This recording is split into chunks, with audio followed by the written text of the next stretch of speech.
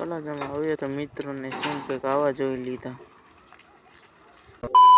Welcome guys, આજકાલનો blog. જયપાલભાઈનો phone આવ્યો હતો ત્યાં આપણે તળાજા જવા માટે નીકળવાના છીએ. તો જયપાલભાઈ આપણે વાટે છે બહાર, જોઈ શકો છો ગાઈસ. હવે આપણે જવાનું છે તળાજા માટે, એટલે આપણે નીકળી ગયા છીએ અને આપણે હબુકડ ગામે પહોંચી ગયા છીએ અને આપણે નીકળીશું આગળની તરફ. ચલો, આપણે કાગભાઈમાંના ધારથી આપણે આવી ગયા છીએ અને હવે જઈશું તળાજા બાજુ. અને પછી ત્યાંથી આપણે રોયલ ગામે આવી ગયા હતા ગાઈસ. હવે આપણે શેત્રુંજી નદી આવી ગઈ છે. હવે આપણે આવી ગયા છીએ ફાઇનલી તળાજા, અને આ હેડ ખુલ્લી છે એટલે આપણે આ ખેડૂત ભાઈઓ બધા આવી ગયા છે હેડમાં બધું સિંગ નાખવા માટે. પછી આપણે સડી ગયા હતા બજારે, તળાજાના બજારે સડી ગયા છીએ ગાઈસ.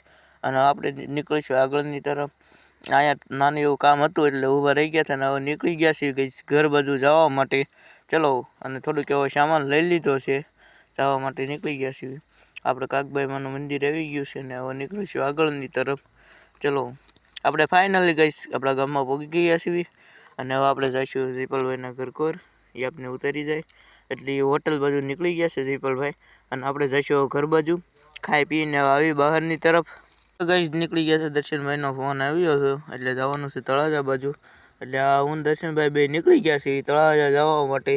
ચલો, અને આપણે આવી ગયા છે રોયલ ચોકડી, અને રોયલ ચોકડીથી આપણે જઈશું આગળની તરફ. અને ફાઇનલી અહીંયા કંઈક થોડુંક એવું કામ હતું એ પતાવીને આપણે આવી ગયા હતા બેંકે થોડુંક એવું કામ હતું એટલે આપણે જઈશું પતાવીને હવે નીકળી ગયા છીએ ઘર બાજુ જવા માટે. અને ત્યાંથી આપણે આવી ગયા હતા સાનો ટુસ્કો લેવા માટે. ત્યાંથી નીકળી ગયા હતા ઘરે જવા માટે.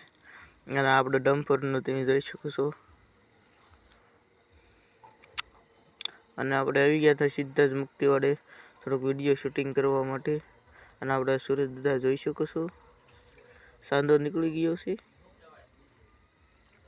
ત્યાંથી આવી ગયા હતા ઘરે, અને હવે મળશું ગાઈસ બીજા બ્લોગમાં. લાઈક સબસ્ક્રાઈબ કરી દેના.